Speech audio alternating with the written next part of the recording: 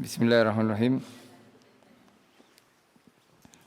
Nawaitu ta'allum wa ta'lim wa tadhakkur wa tadhkir wa nafu wal intifa' wal ifada wal istifada wal hasalata ala tamassuki kitabillahi wa sunnati rasulih ibtiqa ajlah qurbihi wa sawabihi ila hadratin sayyidina syafi'ina rasulillah Muhammad bin Abdullah wa sallam wa sunni ila ruhil imam Nabi sallallahu alaihi wasallam wa ila ruhi walidina wa walidikum wa ammatina wa ammatikum wa ammatil muslimina ammah wa man amara hadzal makan sabiqan wa lahiqan wa man tasaddaqa fihi wa man abadallaha fihi inna Allah yataghashahum birahmah wal maghfirah wa yaskinul jannah wa yakhtimu lana wa lakum bil husna fi khairin wa lutfin wa afiyah wa ila hadratin Nabi Muhammad sallallahu alaihi wasallam.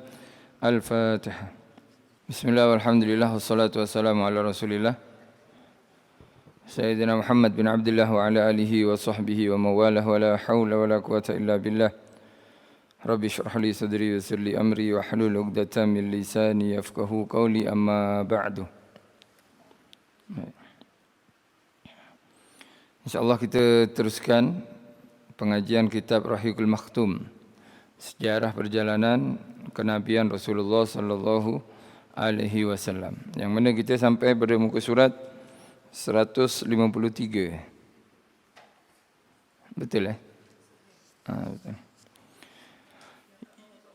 Yakni mengenai tentang kafir Quraisy mengancam Abu Talib. Sebelum ini kafir Quraisy telah menjemput atau berusaha menjemput orang-orang muslimin yang hijrah ke Habasyah. Ketika Quraisy mendengar muslimin atau orang-orang Islam Mekah berhijrah, berpindah tempat daripada Mekah ke Habasyah, mereka pun mengirim dua orang utusan, Amr bin As dan Abdullah bin Rabi'ah, untuk menjemput orang-orang Islam Mekah ini di Habasyah. Sehinggalah mereka sampai ke Habasyah, kemudian mengagih-agihkan hadiah kepada menteri-menteri sana, menteri Habasyah, dengan tujuan mereka dapat membantu memulangkan balik orang-orang Islam. Akhirnya dipertemukanlah Amr bin As dan Abdullah bin Rabi'ah ini dengan Raja Najasyi. Di hadapan Raja Najasyi yang sangat bijak, didengar apa keluhan orang Quraisy ini, dua orang ni, Amr bin As dan Abdullah bin Rabi'ah. Tapi tak hanya mendengar daripada satu pihak sahaja, melainkan juga memanggil perwakilan daripada muslimin yang diwakili oleh Ja'far bin Abi Talib. Selepas mendengar dari dua-dua pihak, maka Raja Najasyi pun menolak hadiah yang diberikan oleh Amr bin As dan Abdullah bin Rabi'ah. Bahkan Raja Najasyi menghalau mereka, jangan sekali-kali nak kacau, nak ganggu atau nak bawa balik orang Islam yang ada di negaranya, di negara Ethiopia. Alhasil mereka balik ke Mekah dengan tangan hampa, tak ada hasil. Akhirnya orang Quraisy mengancam Abu Talib. Tak ada perjalanan lain, tak ada cara lain sudah, melainkan kita kena datang juga jumpa Abu Talib. Dikatakan pembesar-pembesar Quraisy datang berjumpa Abu Talib dan berkata, "Wahai Abu Talib, sesungguhnya engkau seorang tua dan terhormat, serta mempunyai kedudukan dalam kalangan kami, dalam kalangan Quraisy. Kami telah meminta engkau menghalang anak saudaramu, tetapi engkau tidak menghalangnya. Demi Allah." Ini mereka pun sumpah demi Allah.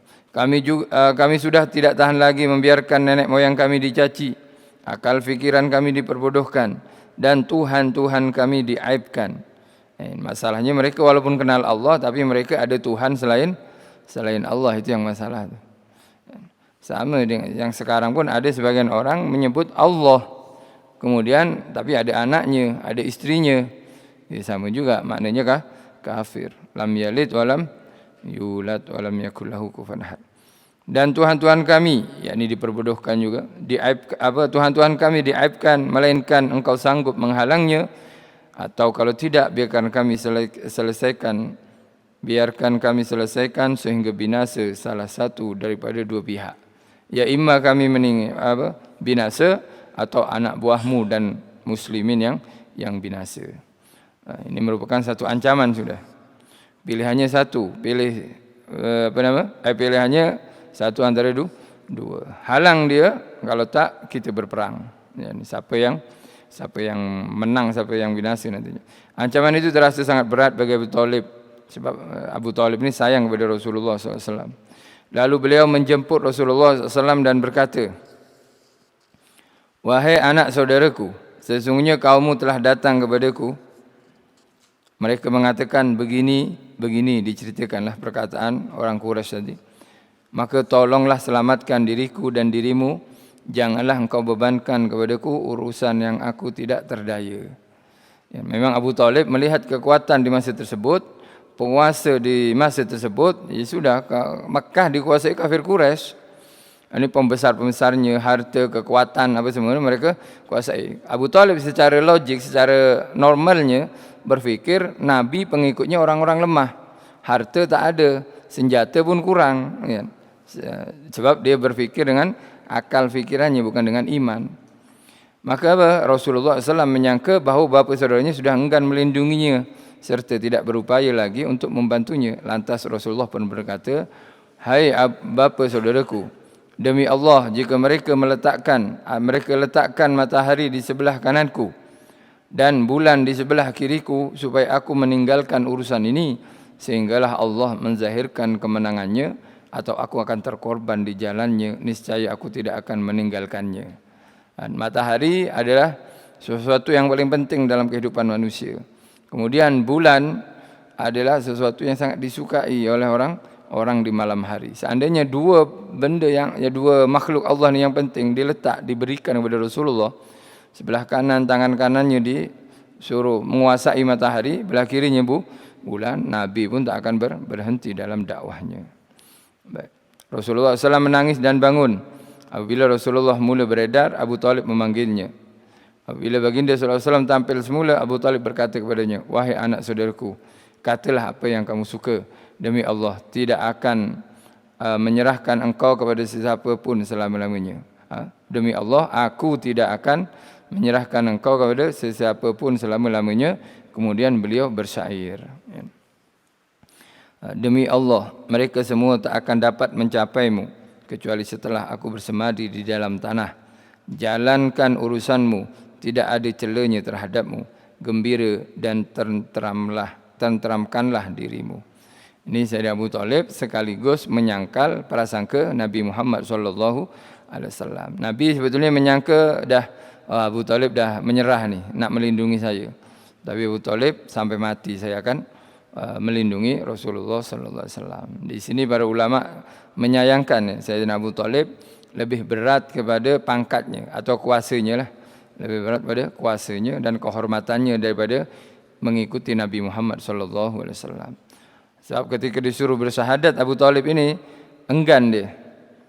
Takut apa? Takut sejarahnya buruk. Dia daripada muda jadi pemimpin sampailah tua, lalas sekali dicaci pula, dicela oleh kaumnya, takut celaan ini. Sebagian ulama kata macam itu. Sehingga dia bersyahadat. Tapi Ahlussunnah wal Jamaah berkeyakinan bahwasanya Abu Talib tak melafazkan. Memang dia tidak dikategorikan muslim di dunia, akan tapi hatinya iman kepada Allah dan Rasulnya, percaya dengan apa yang dibawa oleh Rasulullah SAW. Maka ada yang berpendapat Abu Talib iman di akhirat, masuk golongan-golongan orang yang terselamat nanti di akhirat. Adapun ibu bapa Rasulullah SAW, mereka sepakat ya, kita Ahlussunnah wal Jamaah, ibu bapa Nabi di surga. Sebab kenapa? Itu zaman fitrah, zaman yang tak ada utusan yang diutus oleh Allah SWT. Tak ada Rasul, tak ada Nabi di zaman tersebut. Jadi semuanya dikira kosong, nak buat apa buat, tak dikira dosa semuanya. Sebab kenapa? Tak ada mubaligh, tak ada penyampai. Akhirnya tak diendahkan, tak dihiraukan ancaman Quraisy tadi, sehinggalah Quraisy pun geram, datang lagi dia. Quraisy menghadap Abu Talib sekali lagi. Ini kali ketiga Abu Talib jumpa ni. Quraisy jumpa Abu Talib. Apabila orang Quraisy melihat Rasulullah SAW masih terus melakukan usaha dakwahnya, tahulah mereka bahawa Abu Talib tetap memberi perlindungan kepada Rasulullah SAW. Mereka sedar bahawa Abu Talib bersedia untuk berpatah arang dan berkerat rotan dengan mereka. Lantas mereka pun pergi sekali lagi berjumpa Abu Talib dengan membawa Ammarah bin Walid bin Mughirah. Ini Ammarah ni lelaki remaja dewasa, remaja, handsome dia. Apa handsome tu? Ganteng, kacak, lawa. Dia besar badan dia. Ammarah ni. Jadi masih muda lagi, kuat lagi, masih handsome dia. Ammarah bin Walid bin Mughirah. Apa tujuannya? Nak ditukar dengan Nabi. Ini masih muda lagi ni. Handsome lagi. Sadu lah, lawa apa semua. Saya nak tukar. Awak ambil ni, saya ambil anak buah awak. Jadi ditukar. Kalau memang sayang, istilahnya mereka ni sayang sangat Abu Talib kepada anak saudaranya. Bukan anaknya pun. Kan anak saudara kan. Bukan anaknya. Baik, kita tukar saja. Mereka datang. Tak tahu akal dari mana ni.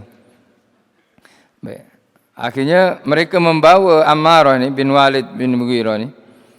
Seraya berkata kepada Abu Talib. Hai Abu Talib, sesungguhnya anak muda ini adalah paling mulia dan paling tampan ya, dalam kalangan Quraisy.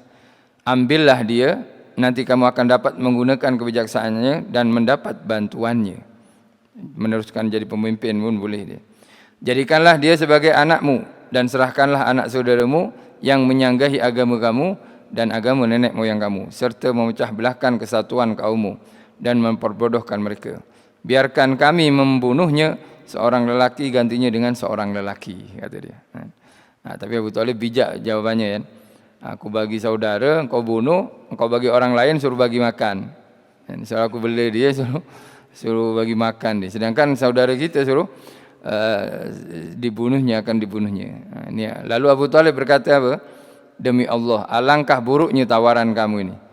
Adakah kamu hendak memberikan kepadaku anak kamu supaya aku memberinya makan bagi pihak kamu, dan aku serahkan anakku supaya kamu membunuhnya? Kan pelik pasal ini. Tawaran ini. Demi Allah ini tidak boleh berlaku sama sekali. Kemudian Al-Mu'tim bin Adi bin Naufal bin Abdul Manaf berkata, demi Allah hai Abu Talib, kamu telah melakukan yang adil untukmu. Mereka berusaha keras untuk melepaskanmu daripada apa yang kau tidak suka. Tapi sayangnya aku melihat engkau sama sekali tidak akan menerima daripada mereka apa sahaja. Ya. Jadi Mu'tim ini juga membela kafir Quraisy. Kenapa? Ini perlakuan yang adil sudah. Satu lelaki dengan lelaki akan teruskan kerja-kerja awak akan dibantu oleh lelaki ini. Maka Abu Talib berkata, demi Allah kamu tidak berlaku adil kepadaku, tetapi kamu berpakat supaya aku tidak memberi perlindungan dan supaya kaum ini menentang aku. Justru buatlah apa yang kamu suka. Sumber-sumber sejarah tidak menyebut bila berlakunya dua pertemuan ini, namun melalui pengamatan melalui pengamatan yang berdasarkan kepada tanda dan bukti-bukti yang lain menunjukkan bahawa ia terjadi pada pertengahan tahun ke-6 kenabian. Jarak masa antara dua pertemuan itu adalah tidak terlalu lama, tidak disebutkan berapa bulan, tapi tidak terlalu lama. Baik.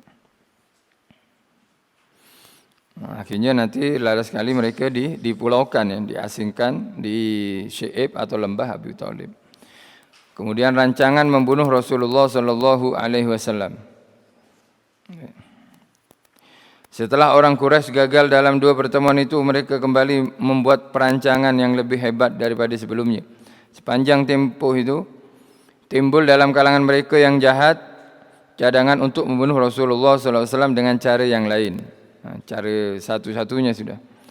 Baik. Rancangan dan tindakan nekat ini menyebabkan Islam diperkuatkan lagi dengan dua orang jago Mekah, yaitu Hamzah bin Abdul Muttalib dan Umar bin Khattab. Sayyidina Hamzah ini masuk Islam pun tak sengaja sebetulnya.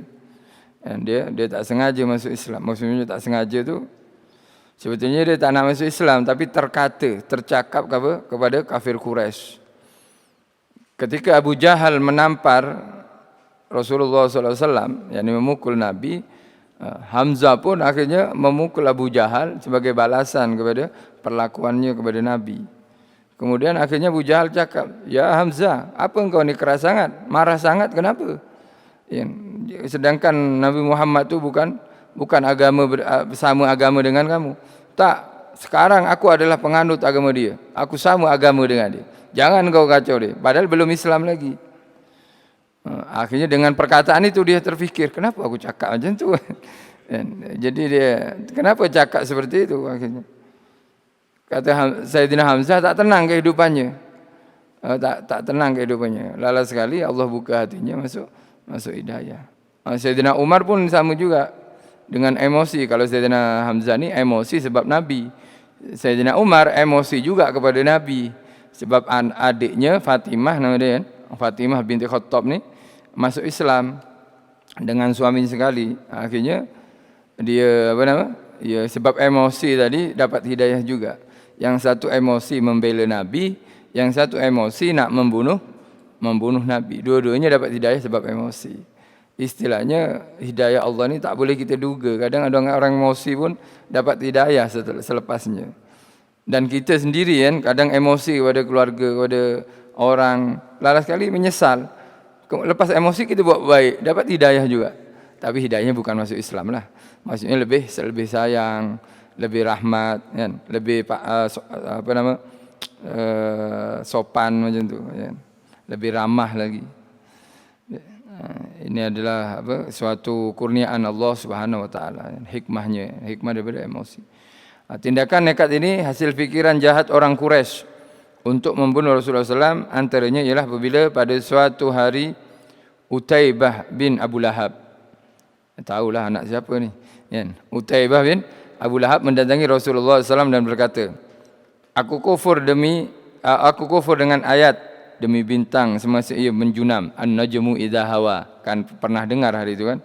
Surah An-Najm, kafir Quraisy ramai-ramai mendengar bacaan Rasulullah SAW di sebelah Kaabah. Ketika Nabi sujud, mereka sujud. Sekarang Utaibah ni nak pastikan dengan Nabi, aku kufur dengan ayat demi bintang semasa ia menjunam. Dan ayat kemudian ia mendekatkan diri fadana fatadalla. Kemudian ia mendekatkan dirinya kepada Nabi Muhammad SAW. Lalu ia berjunta sedikit demi sedikit. Malaikat Jibril alaihissalam. Kemudian dia mula menyakiti Rasulullah SAW. Ditariknya baju Rasulullah SAW. Dan ditarik Nabi bajunya. Dan diludahnya ke muka Rasulullah. Tetapi air liurnya tidak mengenai baginda SAW. Ditarik. Istilahnya geram dari bawah. Wahai Muhammad, ditarik macam ni. Nabi tertarik lah.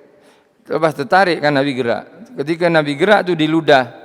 Tak kena ludahnya. Terlepas. Maka Rasulullah berdoa untuk kebinasaan Utaibah. Ini bahaya. Nabi ketika ada di Mekah ni banyak mendoakan orang.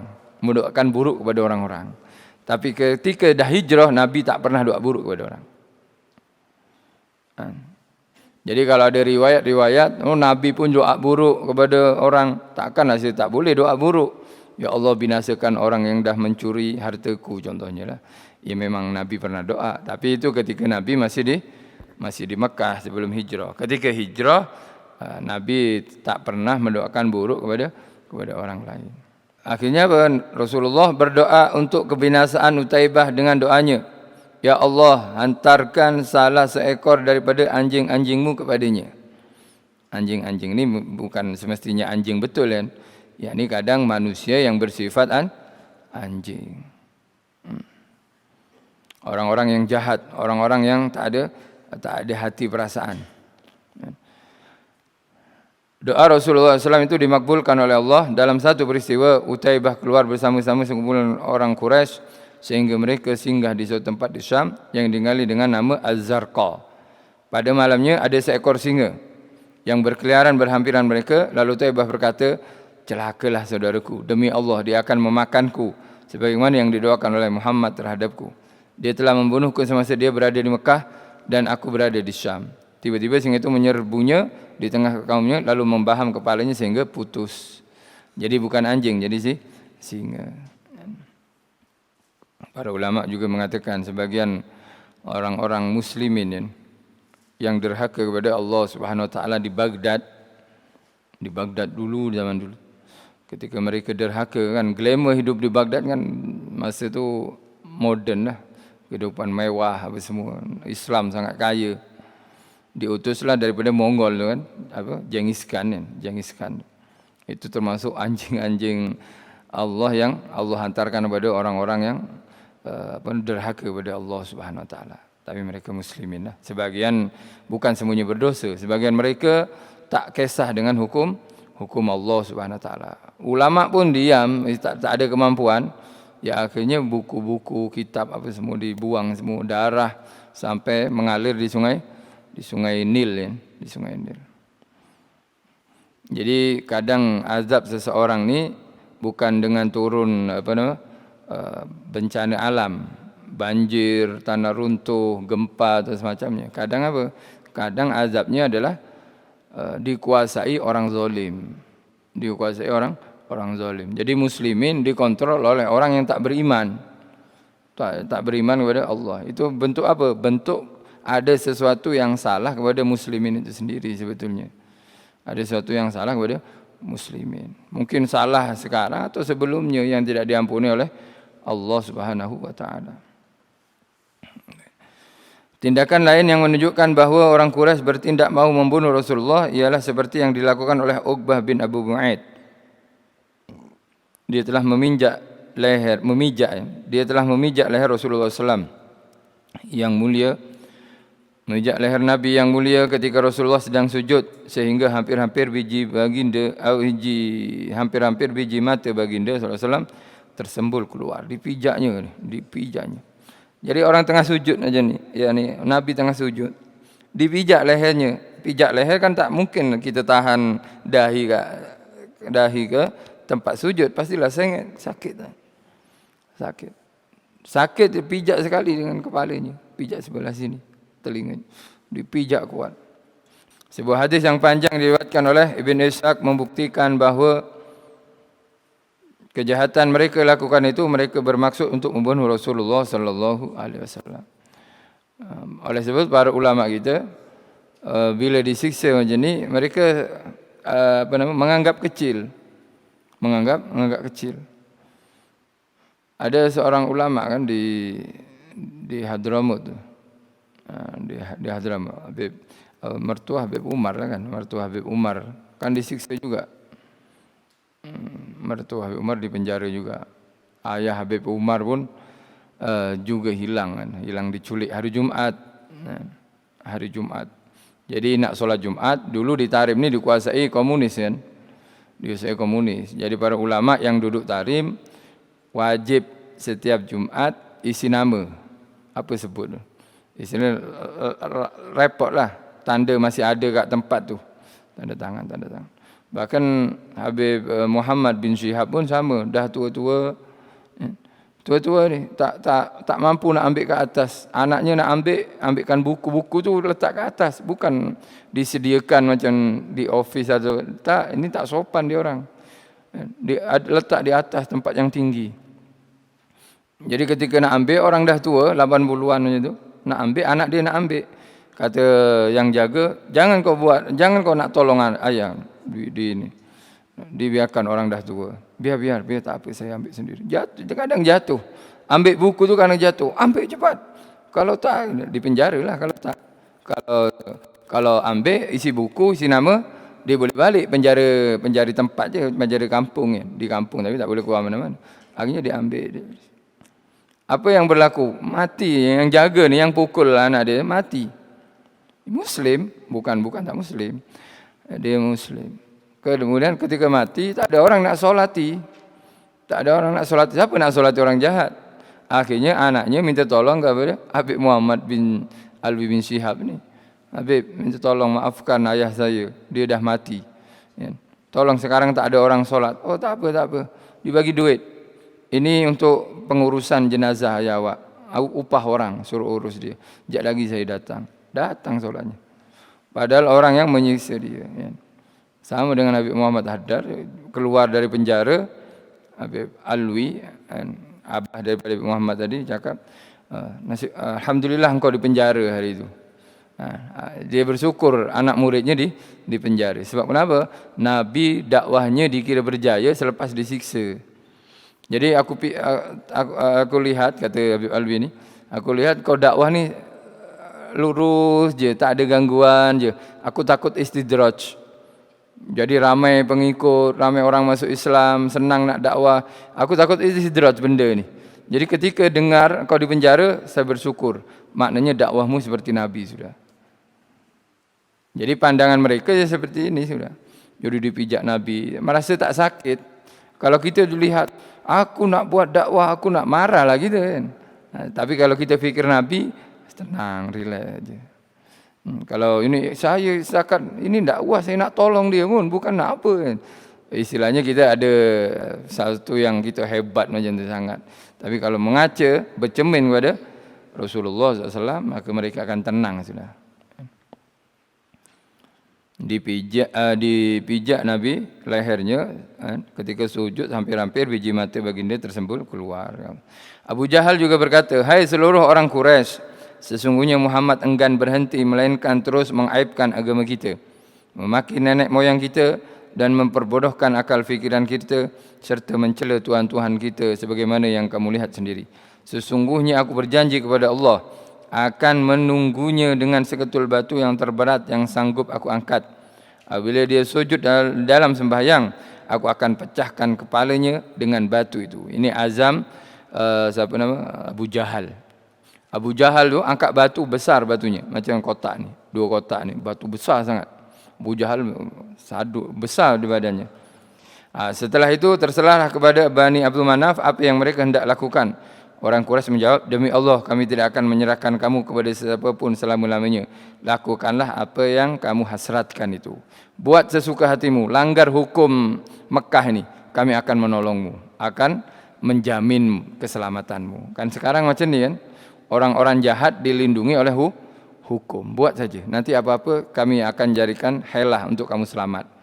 Ya, untuk kamu selamat. Ini salahkan orang lah, ini yang salah, macam-macam. Ini memang iblis lah guru dia. Ya. Maka apabila pagi, Abu Jahal pun mengambil seketul batu seperti yang disebutnya, besar batu tersebut, kemudian dia duduk menunggu Rasulullah. Seperti biasa, Rasulullah datang lalu bangun bersembahyang. Ketika itu orang Quraisy telah pun pergi sambil duduk menanti di tempat-tempat perkumpulan mereka. Mereka lepak di kawasan Ka'bah itu sendiri. Apakah yang akan dilakukan oleh Abu Jahal? Maka apabila Rasulullah SAW sujud, Abu Jahal pun mengangkat batu tersebut lalu mara ke arah Rasulullah SAW. Memang dia datang ke arah baginda Nabi. Apabila telah hampir dengan Rasulullah, tiba-tiba dia berpatah balik dalam keadaan berubah air mukanya, pucat mukanya. Dia kelihatan dalam ketakutan dan tangannya tidak lagi berdaya memegang batu itu sehingga dilepaskannya. Dilempar, bergetar dia punya tangan. Kemudian orang Quraisy pun mengerumuni Abu Jahal dan bertanya, apa kena dengan kamu hai Abul Hakam? Jawab Abu Jahal, aku telah pun bangun menghampirinya. Aku dihalang oleh seekor unta jantan. Demi Allah, aku tidak pernah melihat kepala sebesar kepala unta itu, pangkal leher yang seperti pangkal leher unta itu, serta unta-unta tua lain seperti unta itu. Unta itu bagaikan bersedia untuk memakan aku. Unta yang sangat besar. Berkata Ibn Ishaq, aku diberitahu bahawa Rasulullah SAW telah bersabda yang bermaksud itulah Jibril alaihissalam yang menyerupai bentuk. Jika Abu Jahal menghampirinya, pasti diambilnya. Selepas itu Abu Jahal sekali lagi membuat tindakan keras terhadap Rasulullah yang menyebabkan Hamzah memeluk Islam seperti yang akan diterangkan kemudian. Di sini riwayat Ibn Ishaq kan, riwayat Ibn Ishaq dikatakan unta itu Nabi berkata adalah Jibril. Ini pendapat Ibn Ishaq saja, riwayat Ibn Ishaq. Dan muktamadnya di kalangan Ahlussunnah wal Jamaah, malaikat ini memang boleh menyerubah atau merubah bentuknya. Tapi malaikat tak pernah merubah bentuk kepada binatang. Sebab malaikat ni mulia. Jadi para ulama mengatakan malaikat akan merubah bentuk kepada yang lebih mulia atau yang sama mulia. Tak akan merubah bentuk kepada yang hina. Jadi kalau ada kucing atau ada binatang-binatang cakap saya malaikat, tipu tu jin. Yang merubah bentuk jadi binatang tu adalah jin, selalunya jin. Jadi para malaikat tak rubah bentuk jadi binatang. Jadi manusia ya malaikat. Jadi manusia. Jadi burung Ustaz, itu malaikat, peri. Kalau bahasa Indon itu peri. Tahu peri ya? Pari ya? Bahasa sini pari ya? Pari-pari itu apa? Angel.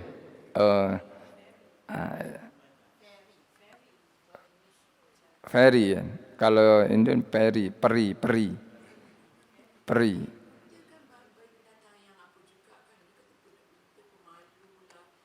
Itu banyak kelebihan. Ini kan ya memang ada riwayat Ibn Ishaq, tapi unta walaupun banyak kelebihan, dia unta juga, maksudnya masuk golongan haiwan juga. Jadi tak ada nak malaikat bersayap memang dah, tapi kalau bentuk-bentuk ini tak ada. Bahkan masna wa sulasa wa itu kawin apa silap apa du ajnihatin ya. Dua ajnihatin yang memiliki dua sayap ya, memiliki sayap 2, 3 atau lebih. Dia katanya itu solat. Ada solat 2 rakaat, ada solat 3 rakaat, ada solat 4 rakaat. Maknanya mukmin itu boleh terbang juga seperti malaikat dengan solatnya. Ada yang menafsiri seperti itu. Sayapnya mukmin itu solat. Jadi kalau nak naik darjat mukmin, naik darjat yang lebih tinggi, perbanyak solatnya. Perbaiki solatnya. Jadi ahsin solatak dikatakan. Perbaikilah, buat ihsan dalam solat tu. Maka engkau akan naik seperti malaikat tinggi yang tinggi darjatnya di sisi Allah Subhanahu wa taala. Alhasil muktamadnya malaikat tidak boleh merubah, bukan tidak boleh, tak pernah menyerupai bentuk binatang, haiwan. Lebih-lebih haiwan hina, ular atau anjing misalkan, tak ada macam tu. Tapi malaikat hanya menyerupai bentuk manusia saja.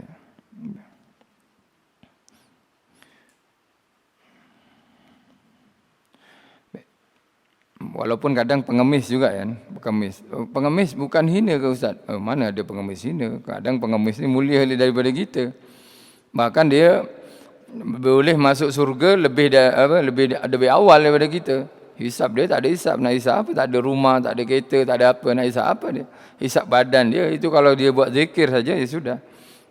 Kadang malaikat juga bentuk orang-orang yang macam penggelandangan macam tu. Macam pengemis.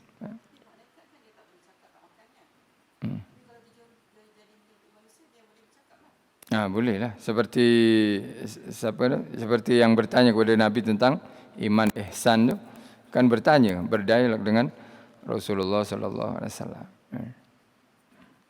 Makan tu wallahu a'lam ya. Ya mungkin bukan makan betul-betul mungkin. Di gambarannya nampak makan, tapi sebetulnya dia tak perlu makan pun. Tak makan juga tak minum itu malaikat. Ibn Ishaq ni seorang ulama sirah, ulama sejarah. Seperti Ibn Hisham, Ibn Ishaq. Sebab banyak buku sejarah Rasulullah SAW. Ibnul Qayyim termasuklah. Kemudian Ibn Katsir juga termasuk ya. Penjahat-penjahat Quraisy yang lain pula masih terus bersemarak di dalam diri mereka dengan rancangan dan hasrat untuk membunuh Rasulullah SAW. Ibn Ishaq meriwayatkan daripada Abdullah bin Amr bin As. Katanya, aku telah menghadiri mereka ketika mereka berkumpul dekat Al-Hijr, Hijr Ismail. Lalu mereka menyebut-nyebut tentang Rasulullah. Mereka berkata, kita tak pernah bersabar seperti kesabaran kita terhadapnya. Kita telah bersabar terhadapnya atas perkara yang sangat besar. Tatkala mereka sedang berbual itu, tiba-tiba Rasulullah SAW muncul lalu berjalan dan menyentuh bucu Ka'bah, yakni Hajar Aswad. Kan antara Hajar Aswad dan pintu Ka'bah itu kan sebut multazam ya. Multazam. Berikutnya nanti ada Hijr Ismail tu. Kemudian Rasulullah melakukan tawaf di Baitullah dengan melalui tempat mereka sedang duduk. Mereka pun mula bercakap-cakap beberapa perkara yang tidak disenangi mengenai Rasulullah SAW. Aku tahu bahawa percakapan itu tidak disenangi dengan melihat kepada wajah Rasulullah SAW. Apabila Rasulullah lalu kali kedua berdekatan dengan mereka, mereka bercakap-cakap seperti itu juga, menghina Rasulullah lah.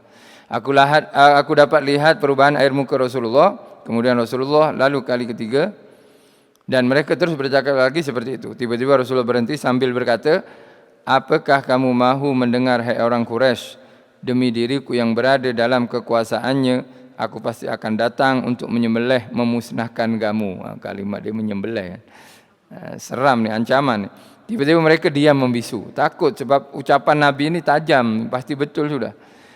Sehingga kan tiada seorang pun daripada mereka melainkan kelihatan seolah-olah ada burung yang hinggap di atas kepala mereka. Tergemun, terkejut, tergamam. Sehingga kan orang yang paling garang dalam kalangan mereka pun cuba berbudi bahasa sebaik mungkin dengan berkata, pergilah hai Abul Qasim, demi Allah engkau bukan orang yang bodoh. Ini Abul Qasim maknanya tak bagi nama. Nak tak bagi nama maknanya ada respect lah sana. Ada memuliakan sedikit kepada Rasulullah SAW. Takut mereka. Keesokannya mereka berkumpul sekali lagi sambil berbual-bual tentang hal Rasulullah. Tiba-tiba Rasulullah muncul lagi. Rasulullah tak ada takut kan, terus buat ibadah kepada Allah. Dengan serta-merta mereka serentak menyerbu ke arah baginda dan mengepungnya. Aku melihat seorang lelaki dari kalangan mereka mencekak kain Rasulullah. Lalu Abu Bakar bin Qas datang mempertahankan Rasulullah sambil menangis. Beliau berkata, apakah kamu hendak membunuh seorang lelaki yang mengatakan Tuhanku ialah Allah? Kemudian mereka pun meninggalkan Rasulullah. Abdullah bin Umar berkata, sesungguhnya itulah tindakan paling hebat pernah aku lihat dilakukan oleh orang Quraisy terhadap Rasulullah SAW. Jadi kainnya itu ditarik macam ni. Ditarik nak dicekik dan nak dibunuh Rasulullah. Abu Bakar melerainya. Dalam riwayat Al-Bukhari menyebutkan sebuah hadis daripada Urwah bin Zubair. Katanya, aku bertanya Abdullah bin Umar bin As, ceritakanlah kepadaku tindakan paling hebat yang dilakukan oleh orang Quraisy terhadap Rasulullah SAW. Katanya, ketika Rasulullah sedang bersembahyang di dalam hijr Ka'bah, tiba-tiba Uqbah bin Abu Mu'aid datang. Lalu dia meletakkan kainnya pada leher Rasulullah sambil mencekiknya dengan kuat sekali. Kemudian Abu Bakar datang menarik dua bahu Uqbah dan menolaknya dari Rasulullah sambil berkata, apakah kamu hendak membunuh seorang lelaki yang mengatakan Tuhanku hanya Allah? Dalam hadis yang diriwayatkan daripada Asma, beliau menyebut, kemudian ada seorang yang menjerit datang kepada Abu Bakar sambil berkata, selamatkanlah sahabatmu hai Abu Bakar. Lantas Abu Bakar keluar meninggalkan kami. Ketika itu Asma ini anak Abu Bakar lah. Anak Abu Bakar, lain ibu dengan Aisyah. Jadi Asma ini Sayyidina Abu Bakar kahwin pertama kali, kemudian kahwin lagi, dia ada anak istri Aisyah. Selamatkanlah sahabatmu. Lantas Abu Bakar keluar meninggalkan kami. Ketika itu ada 4 pintalan rambut di kepalanya. Beliau keluar sambil berkata, apakah kamu hendak membunuh seorang lelaki yang mengatakan Tuhanku hanya Allah? Kemudian mereka pun meninggalkan Rasulullah dan datang kepada Abu Bakar. Tidak lama kemudian Abu Bakar kembali kepada kami. Belum pun sempat kami menyentuh pintalan rambut di kepalanya, dia segera mengajak kami pulang. Sayyidina Abu Bakar mula-mula daripada awal sudah membela Rasulullah SAW. Diriwayatkan juga dengan Sayyidina Utsman bin Affan. Sayyidina Umar belum lagi. Sayyidina Umar belum masuk Islam. Pada cerita berikutnya, pada kisah berikutnya atau sejarah berikutnya, kita akan masuk pada cerita kisah tentang Sayyidina Hamzah maulud Islam dan juga Sayyidina Umar bin Khattab, insyaallah. Wallahu a'lam bishawab.